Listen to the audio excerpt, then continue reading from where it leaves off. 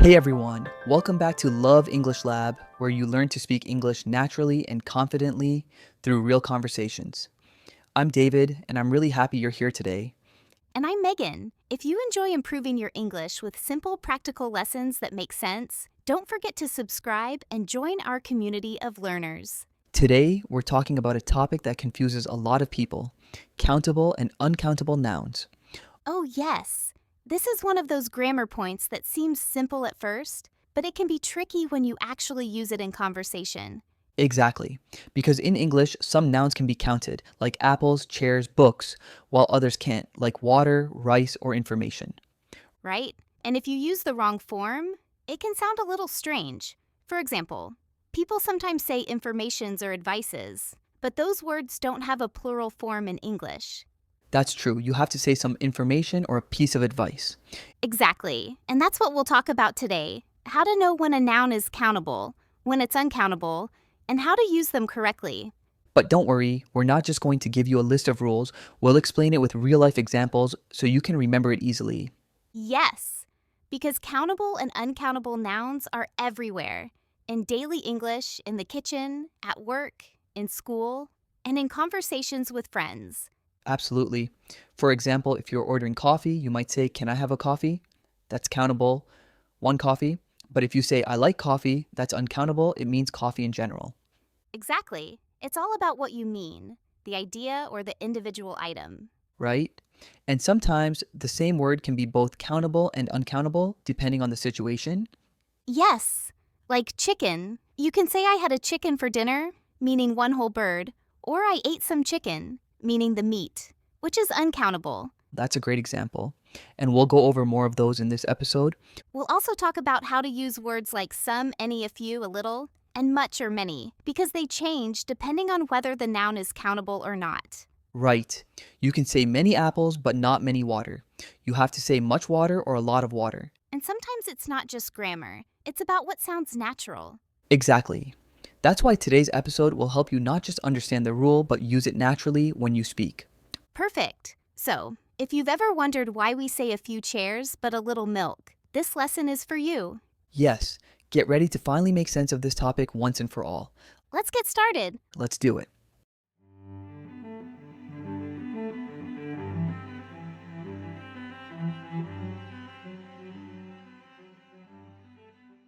So, David, let's start with the basics. What exactly are countable and uncountable nouns? Good question. It's simple. Countable nouns are things we can count one by one. For example, one apple, two apples, three apples. Right. They have a singular and a plural form.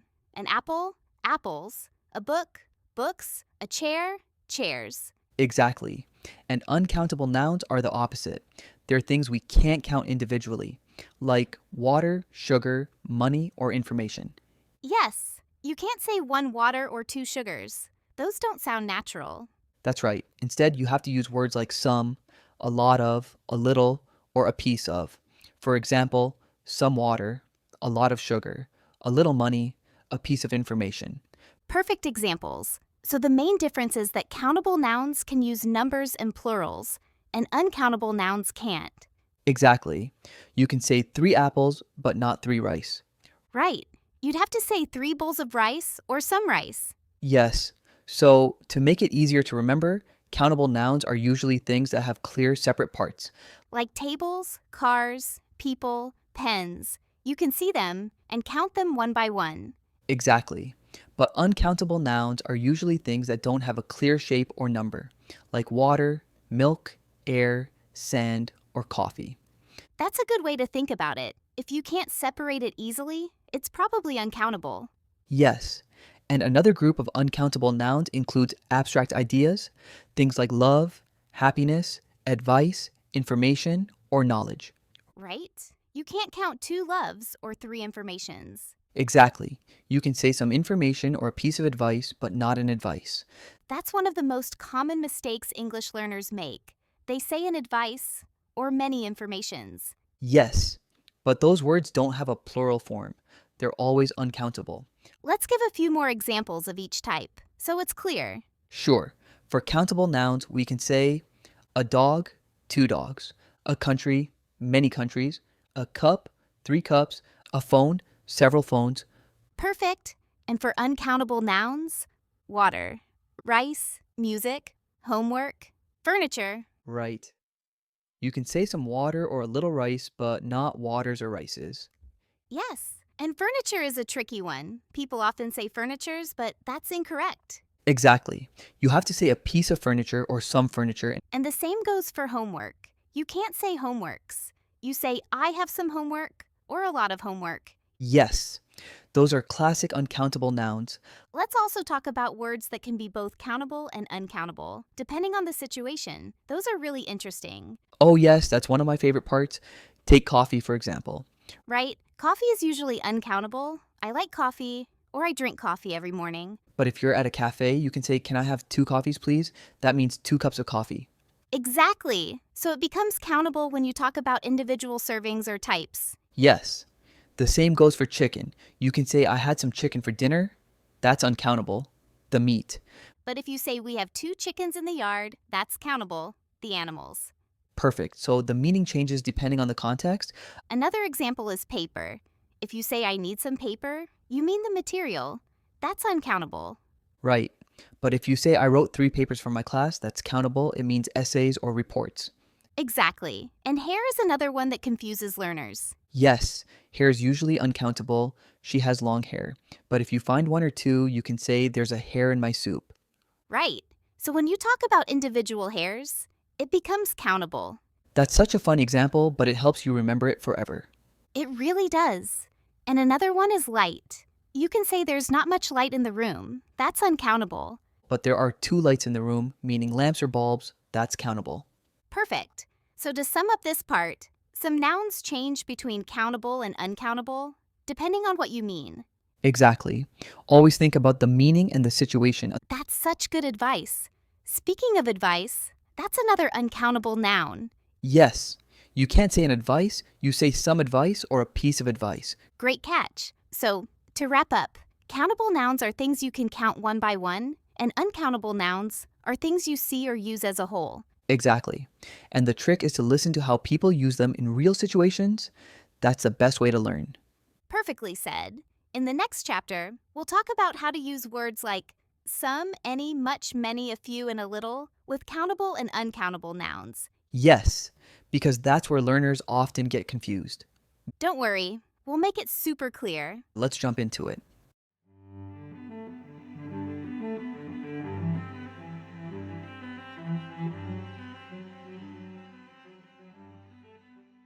So, David, now that we understand what countable and uncountable nouns are, it's time for the big question.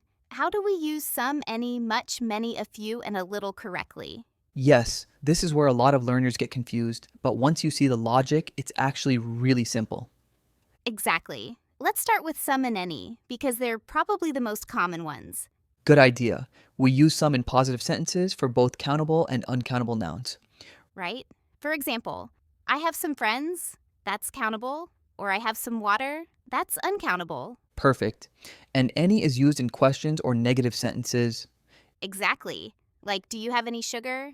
Or I don't have any apples. Right. It's the same pattern. Some for positive, any for questions and negatives. Yes. But there's one little exception. We can use some in questions when we're offering or requesting something politely. Oh, yes. For example, would you like some coffee? Or can I have some bread, please? Exactly. That's a polite and friendly way to ask. So, to summarize this part, some equals positive sentences and polite offers or requests. Any equals negative sentences and most questions. Perfect. Now, let's talk about many and much. Yes, this is another common mistake. Many goes with countable nouns and much goes with uncountable nouns. Right? You can say many apples, but much water. Exactly. And we usually use them in questions or negative sentences. For example, do you have many friends? Or I don't have much time. That's a really good point. In positive sentences, we usually prefer a lot of instead of much or many. Yes, we say I have a lot of friends or I have a lot of money. That sounds more natural in spoken English. Exactly. Much and many are correct, but they sound a bit formal or written in positive sentences. Right? So instead of saying I have many books, you can say I have a lot of books. Or I don't have many books, that's fine because it's negative. Perfect. And I don't have much time, that's also natural. So the rule is simple. Many for countable nouns, books, friends, chairs. Much for uncountable nouns, money, time, water. A lot of for works with both. And sounds natural in positive sentences. Perfect summary. Now, let's move on to a few and a little. Oh, yes, I love this one because it's all about expressing quantity and feeling. Exactly. A few is for countable nouns and a little is for uncountable nouns. Right? You can say a few apples or a few friends, but a little water or a little sugar. Perfect. But the difference isn't just grammar, it's also about meaning. Yes, a few and a little are both positive. They mean some, not a lot, but enough. Right? For example, I have a few friends means you have some, and you're happy about it. Exactly. But if you say I have few friends without a, it sounds sad, like almost none. Same with a little and little. I have a little money means you have some, maybe enough. I have little money means almost nothing. Yes, that tiny word a makes a big difference in feeling. It's amazing how one small word can change the emotion completely. Absolutely. Let's give a few examples for each one. Sure. For a few countable, I have a few books to read this weekend. We met a few new people at the event. I need a few minutes to finish this. Perfect. And for a little uncountable, I have a little time before dinner. There's a little milk in the fridge. She added a little sugar to her tea. Nice. And when you want to say the opposite, almost none, you can drop the A. Exactly. Like I have few friends here, or there's little hope left. That sounds sad. It does, but it's good English. So, to review, a few equals some countable things, positive. Few equals almost none, negative. A little equals some uncountable amount, positive. Little equals almost none, negative. Perfect. And don't forget a lot of. It's super useful because it works for both countable and uncountable nouns. Yes, a lot of friends, a lot of time, a lot of money, all correct. And it's the most natural one for everyday conversation. So the full picture looks like this. Some for positive sentences, any for questions or negatives, many for countable, much for uncountable, a few for small number, positive, few for small number, negative, a little for small amount, positive, little for small amount, negative, a lot of for both, very common. That's a great summary, David. Thanks. And it's all about practice. The more you hear and use these phrases, the more natural they'll sound. Exactly. And in the next chapter, we'll talk about some confusing nouns that look plural or countable, but aren't, like news, luggage, furniture, and equipment. Oh, yes, those words trick everyone at least once. True, but after the next part, you'll never make those mistakes again. Let's get into it.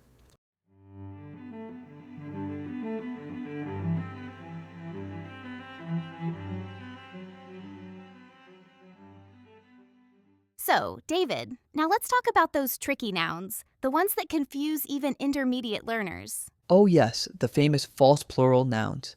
They look plural or sound like something you can count, but they're actually uncountable.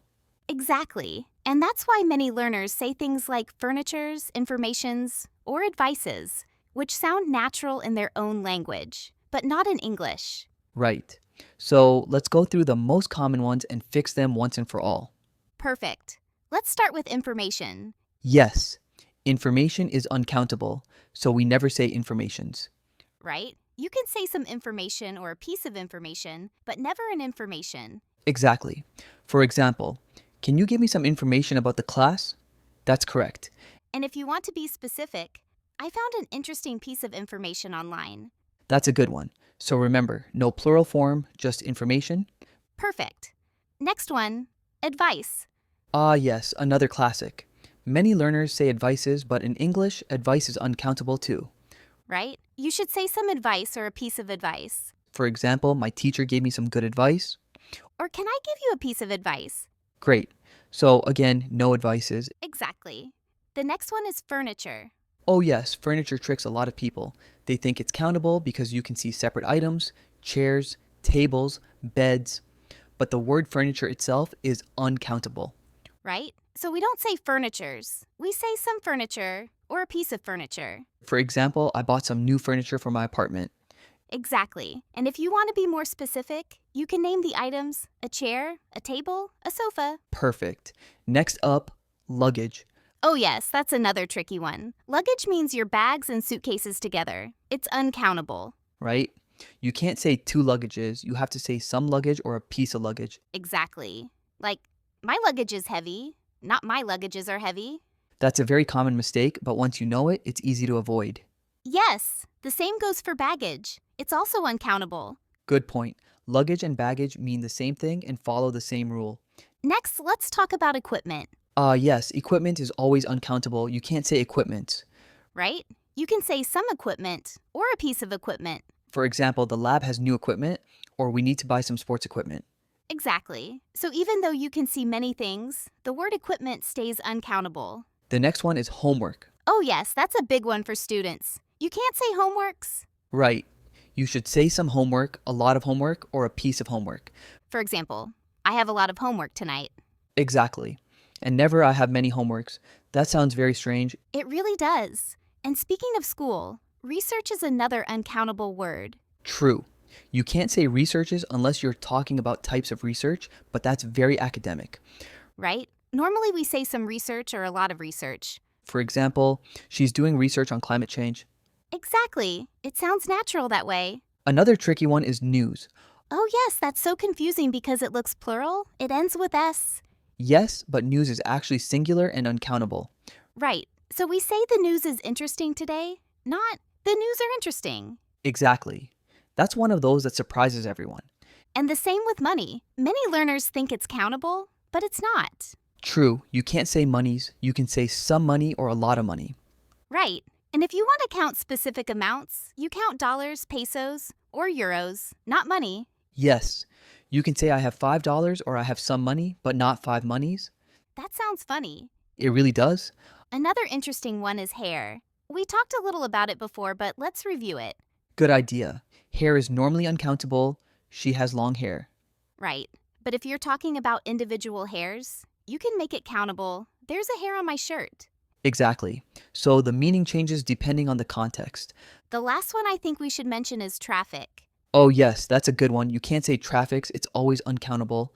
Exactly. You say there's a lot of traffic today, not there are many traffics. That sounds so strange. Yes, but it's a very common mistake. So let's summarize the most confusing uncountable nouns: information, not informations; advice, not advices; furniture, not furnitures; luggage or baggage, not luggages; equipment, not equipment; homework, not homeworks; research, not researches; normally, news, not news are money, not monies; hair, countable only in specific cases; traffic, not traffics. That's a great list. And the best way to remember them is to listen carefully. When native speakers use them, you'll notice they never make them plural. Exactly. Reading and listening to real English helps your brain recognize these patterns automatically. Perfect. And in the next chapter, we'll talk about some useful expressions and phrases that go naturally with countable and uncountable nouns. Yes, because knowing how to combine them with the right words makes your English sound much more natural. Absolutely. Let's get into that next.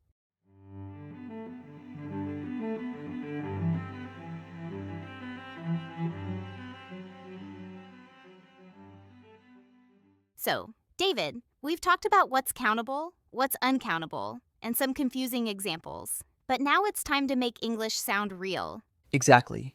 And to do that, you need to know which verbs and phrases naturally go with these nouns. That's what we call collocations. Yes. For example, we don't say make homework, right? Definitely not. We say do homework. Exactly. Or we don't say do a mistake, we say make a mistake. Right? These combinations are what make English sound natural and fluent. You can know all the grammar rules, but if you say make homework instead of do homework, it instantly sounds unnatural. Totally. So, let's look at some of the most useful collocations, starting with make and do, since they cause the most confusion. Good idea. So, with make, we usually talk about creating or producing something new that didn't exist before. Right? Like make a cake, make a decision, make a plan, or make a list. Exactly. You're creating something either physical or abstract. And do is more about actions, tasks, or work, things you perform or complete. Yes, like do homework, do the dishes, do exercise, do your best. Perfect examples. So, to remember, make for create something new, do for perform an activity or task. That's a really helpful rule of thumb. Now, let's move on to have. Have is super flexible. It goes with both countable and uncountable nouns, Yes, you can have a drink, have lunch, have fun, or have time. right? Notice how drink and lunch are specific things, countable ideas, but fun and time are uncountable. Exactly. And we also say have a shower, have a meeting, have an idea. That's true. Have is one of those words that makes English sound natural. It connects with so many daily actions. Definitely. Now, what about give? That one has a lot of good collocations too. Oh, yes. Give advice, give information, give a speech, give someone a call. Nice. And notice how advice and information are uncountable, but we still use give before them. Right? It's one of those verbs that helps uncountable nouns work naturally in a sentence. Exactly. And we can also say give someone directions or give permission. Perfect. Okay, let's look at take. That's another one. Learners need to master. True. Take is super common. You can take a photo, take a seat, take a break, take your time. Right. And in some cases, it's the opposite of give. Like, give advice and take advice. That's a great connection. And what about pay? Oh, yes. Pay is usually with money, which is uncountable. You can pay attention, pay a bill, pay a fine, pay the rent. And don't forget pay respect or pay someone a visit. Those are more advanced but very natural. True. It's amazing how many of these collocations come up in daily life. Absolutely. And speaking of daily life, there are many uncountable nouns that often appear with specific verbs. For example, do homework, do housework, make progress, have fun, give advice, take notes. Yes, let's make a short list for listeners. Sure, here are some great ones to remember. Make a mistake, make a decision, make a phone call, make progress, make a reservation, do homework, do the laundry, do your best, do business, do research, have breakfast, have an idea, have a conversation, have fun, have time, take a break, take notes, take care, take a photo, take a shower, give advice, give a presentation, give someone directions, give someone a call, give permission. That list is gold. If learners memorize and practice these combinations, they'll sound much more fluent instantly.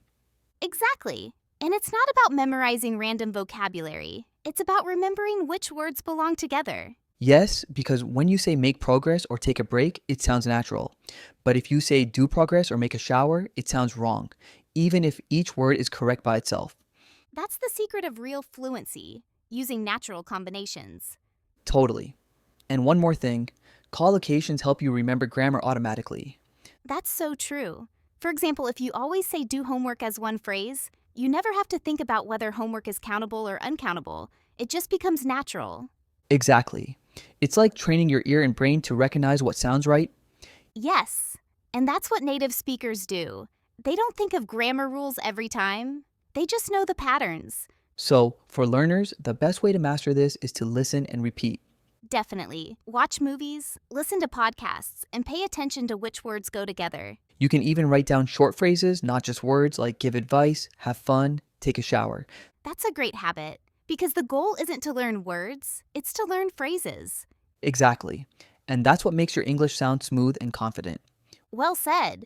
So, in the next chapter, we'll do a quick recap and talk about some real life examples and common mistakes learners make with these nouns and expressions. Perfect. Let's wrap everything together in Chapter 5.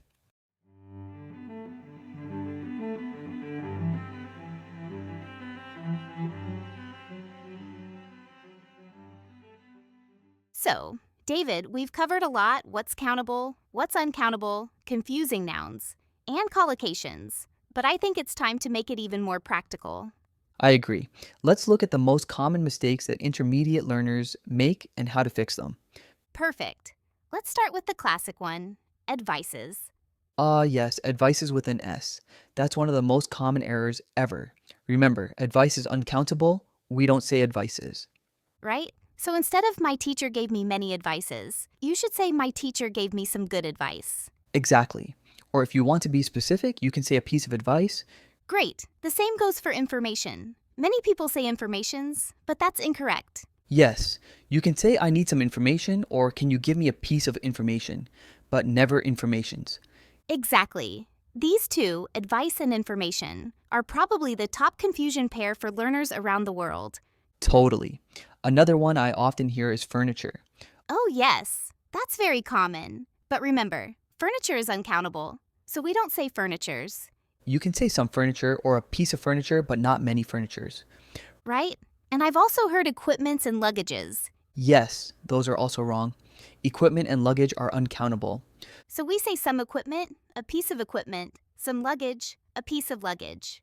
Perfect. Now, here's another one. Learners often say a few water or many money. Oh, yes, that's a good one. Those sound logical, but they don't work in English because water and money are uncountable. Exactly. So instead of a few water, we say a little water.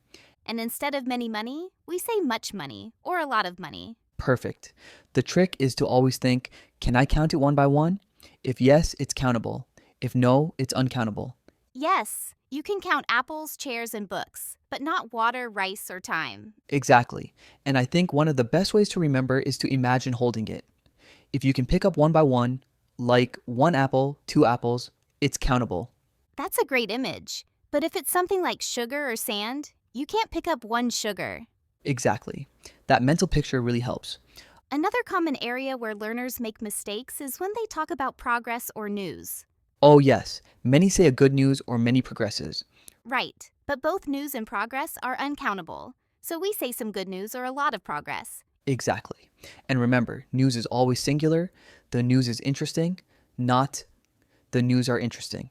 That's a big one. It's funny because it ends with S, so everyone assumes it's plural. Yes, English likes to play tricks like that.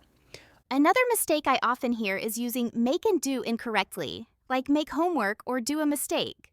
Oh, yes, those are super common. We say do homework and make a mistake. Right? Do is for actions or work, and make is for creating something. Exactly. So do the dishes, do your best, do exercise, but make a plan, make progress, make a reservation.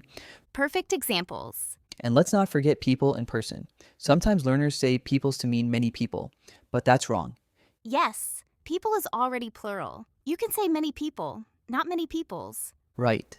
The word peoples only exists in a very specific sense, like the peoples of the world, meaning groups of nations.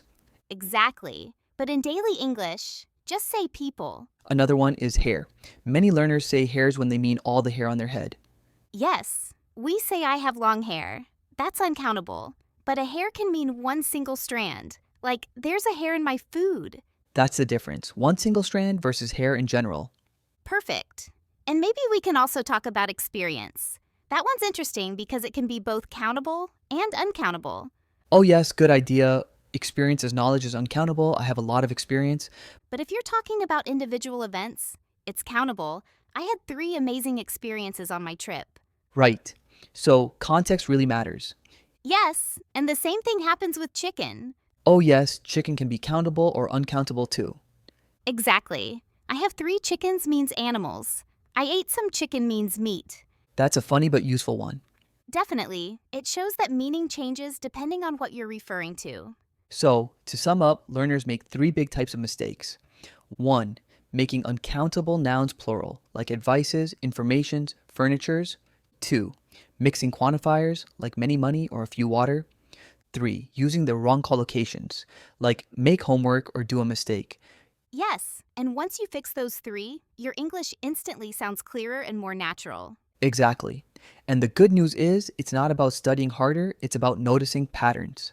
Right? Listen carefully when native speakers talk. You'll hear them say a lot of time, some advice, do homework, make progress, and you'll start feeling what sounds right.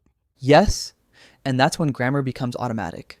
Exactly. Because fluency isn't about remembering every rule, it's about using English naturally and confidently. Well said, Megan.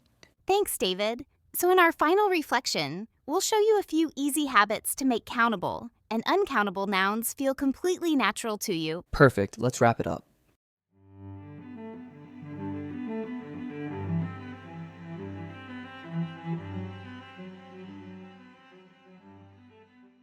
So, David, after all these examples, I think the main message is that English isn't about memorizing endless rules. It's about noticing how words are really used. Exactly. Once you start listening carefully, you'll hear the patterns everywhere. You'll notice that people say some advice, not advices, and a lot of money, not many money. Right? It's like training your ear to recognize what sounds natural. The more you hear it, the more automatic it becomes. Yes. And I think the best way to master countable and uncountable nouns is to focus on phrases, not just words. Absolutely. Instead of studying single words like information or progress, learn the full expression, give information, make progress, do homework. That's what makes your English sound fluent. Exactly. Because when you remember phrases, you also remember grammar without even trying. Yes, you don't need to stop and think, wait, is this countable or uncountable? Your brain just knows because you've heard it correctly many times. That's how native speakers learn too. They don't memorize rules, they just hear and repeat real English from an early age. Right, and learners can do the same thing at any age. Watch movies, listen to podcasts, or pay attention to conversations. Notice which words go with much, many, some, or any. Exactly. And when you hear something new, don't just translate it, repeat it. Write it down as a phrase. Yes. For example, if you hear take a break or give advice, don't just learn the meaning, practice saying it aloud. The rhythm and sound help you remember. That's so true. English is a language of patterns and sounds. When you speak it often, you start feeling what's right. And another tip, don't be afraid to make mistakes. Every time you say something, even if it's not perfect, you're getting closer to natural English. Exactly. Fluency doesn't come from perfection, it comes from practice, patience, and consistency. Right. If you learn just a few phrases every day, like a piece of advice, some information, a lot of time, you'll start thinking in English faster. And the best part is, once you really understand countable and uncountable nouns, your whole grammar becomes clearer. Articles, quantifiers, and sentence structure all start making more sense. Yes. It's like building a house. Once the foundation is strong, everything else fits naturally. That's a great way to say it. Thanks. So, to everyone listening, don't worry about being perfect. Focus on noticing, listening, and repeating real English. Exactly. Every time you hear native speakers use a word like money, advice, or furniture, you're teaching your brain what's natural. And slowly, you'll stop thinking about rules and start feeling the language. That's the moment when English becomes effortless, when it's not something you study, but something you live. Beautifully said, David. Thanks, Megan, and thank you to everyone listening today. Keep practicing, keep listening, and keep believing in your progress. Because every small phrase you learn brings you one step closer to fluency. Exactly. And remember, your English doesn't have to be perfect to be powerful. You just have to keep using it. Well said. See you next time on Love English Lab. Bye, everyone. Keep learning and keep speaking with confidence.